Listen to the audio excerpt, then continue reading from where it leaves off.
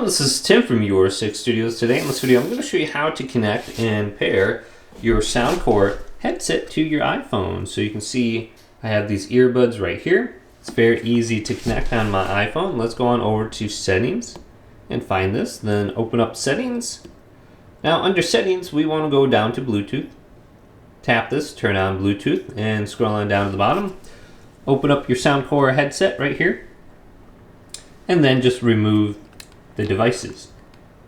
Now this should put it into the Bluetooth pairing mode, where it should show up on here. So this is the Soundcore P30i. So let's select this.